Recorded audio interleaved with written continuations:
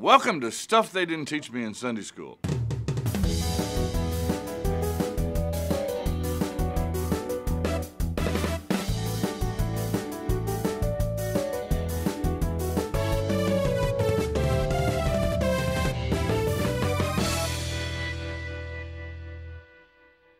There's a difference in how we address people we know really well and people we don't know at all. Whether it's email or mail, we speak to people differently, even over the phone. Most of Paul's letters are written to people that he knows in some cases very, very well. The book of Romans is an exception to that. We're going to go back and take the letters in order now that we did the first one, Galatians, but we're going to come back and take them in order. And the book of Romans is an exception to that principle that he's writing to people he knows. In the book of Romans, he's writing to people he's never met. He doesn't know them.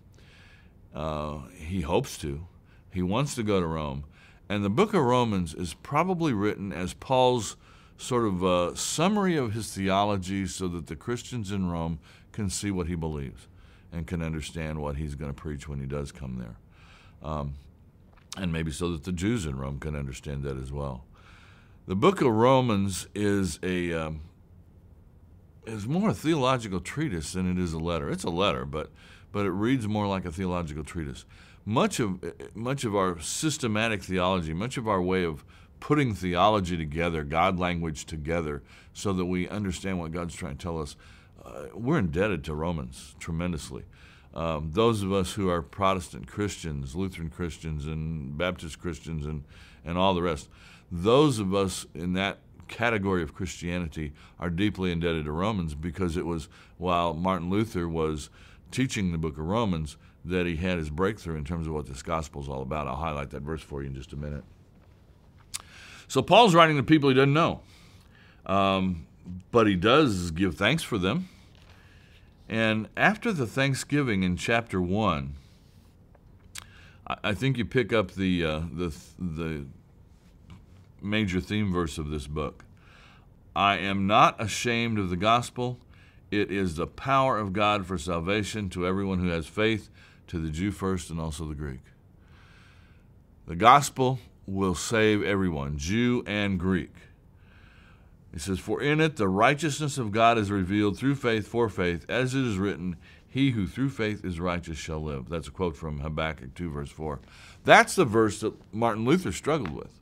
Luther was terrified of the righteousness of God because Luther reasoned, sometime I'm going to stand before him. And if I stand before a righteous God, I'm going to die. I can't do that. There's no righteousness in me. Luther recognized his own inherent sinfulness, not just that he did bad things, but that he was a bad person, see? And you and I have to come to grips with that too. I guess there's a difference maybe between stealing a horse and being a horse thief. But being a horse thief is a way of life. Stealing a horse is a single event. To say I sin is one thing. To say I'm a sinner is another thing. I'm a sinner, that's a way of life. I sin is an occasional slip. Luther recognized that he was a sinner, that was a way of life for him. And he, this sinner, this horse thief in effect, was going to stand before the righteous God of the universe someday, and he was terrified. In this verse, he went over and over it, and finally something occurred to him. He who through faith is righteous will live. The just will live by faith. The breakthrough. I stand before God righteous because of the faith that God placed in me. That is a declaration of my righteousness. The sinner, in God's eyes, is gone, and the righteous person stands before the righteous God. I can do that. I can do that. What a tremendous turnaround in his understanding of God, and what a tremendous turnaround in Christianity in general, as Luther began to plumb the depths of that gospel in the New Testament and Old Testament, but especially the New Testament, and help people understand that what Jesus Christ had done was to pay the price for your sin, all of it, so that because of faith in him you stand before God as if you were perfect. Before Paul can talk about the gospel, he has to help people understand the total depravity of man and the extent and the punishment of the law. So the first part of the book actually focuses on law.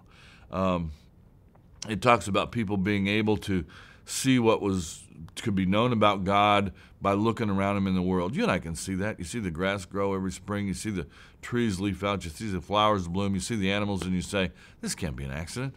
This cannot be an accident. There's no logic to that. There's got to be a power behind it. But Paul says, instead of coming to that conclusion, they've exchanged that for a worship of the creation itself.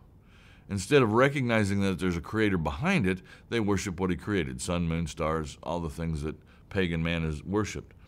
Then he talks about serving the creature rather than the creator. And in verse 26, for this reason, God gave them up to their dishonorable passions. And it talks basically about homosexuality. And then 28, because we can start clucking our tongues now. We can go, ain't it awful? They did not see fit to acknowledge God in verse 28. God gave them up to a base mind, to improper conduct. They were filled with all manner of wickedness, evil, covetousness, malice. Oh, horrible people. Full of envy, murder, strife, malignity. They are gossips. Wait a minute, gossips? Gossips? Uh-oh. It's starting to catch me. Starting to catch you. Slanderers, haters of God, insolent, haughty, boastful, inventors of evil, disobedient to parents. That one creeps on the list. Foolish, faithless, heartless, ruthless. He's not talking about somebody else. This whole first chapter isn't talking about those awful people in the world. Well, it is. But I'm part of those awful people in the world. And that's the point Paul's trying to make. I cannot look at anyone around me and say, I'm so much better than you. Paul is saying we're all sinners. In God's eyes, we're all scum. And then in verse 32, if it hadn't caught you yet, though they know God's decree that those who do such things deserve to die, they not only do them, but approve those who practice them. So if it hadn't caught you in the list of sins, which I'm sure it has, then it catches you in the list that says you approve that list of sins at somewhere along the line, or you approve the people that do those things. And his punchline in chapter 2, verse 1, therefore you have no excuse, O man. Whether you're Jew, whether you're Gentile, no matter what your circumstances, you're a sinner. You're lost. In case you haven't gotten it, he'll keep making that point over to chapter 3, verse 20, in which he summarizes it. For no human being will be justified in his sight by works of the law, since through the law comes knowledge of sin. If you want to stand before God and claim your goodness, it ain't going to work. Because nobody is going to stand before God and claim their goodness and have it work. You are not good enough. How good do you have to be? Perfect. You blew it. And then he brings the sweet gospel message. But now, in verse 21 of chapter 3, now the righteousness of God has been manifested apart from the law, although the law and the prophets bear witness to it. The righteousness of God through faith in Jesus Christ for all who believe. There is no distinction. Since all have sinned and fall short of the glory of God, they are justified by his grace as a gift through the redemption which is in Christ Jesus. Since all have sinned and fall short, those same people are able to stand before God through faith in Jesus Christ. Because Jesus paid the price for all those disgusting things that are listed in chapters 1 and 2 of Romans. That's the heart and core of Romans. There's much more here, much more for you to plumb as you read through the book. Many more things for you to look at, but that's the heart and core of the book. Paul introducing his theology to the people at Rome so that he can come and see them and they're ready to welcome him when he does.